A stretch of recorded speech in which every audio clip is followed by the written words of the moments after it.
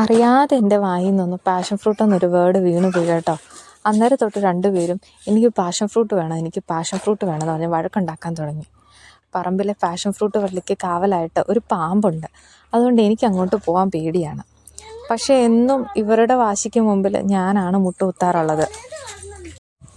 അങ്ങനെ പാമ്പിനെ മനസ്സിൽ ധ്യാനിച്ചുകൊണ്ടാണ് ഞാൻ ഇവരുടെ പുറകിന് പോകുന്നത്. ലാസ്റ്റ് ടൈം ഞാനവിടെ പോയപ്പം കാപ്പിക്കമ്പിൽ ഇങ്ങനെ ചുരുണ്ട് കിടപ്പുണ്ടായിരുന്നു.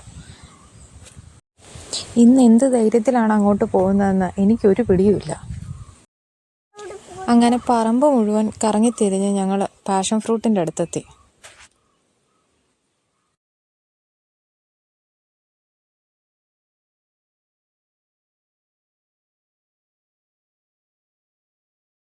ഇവർ പാഷൻ ഫ്രൂട്ട് കഴിക്കുമ്പോഴും ഞങ്ങളെ കൂടാതെ വേറെ ആരെങ്കിലും ഉണ്ടാകുമോ എന്നുള്ള പേടിയിലായിരുന്നു ഞാൻ.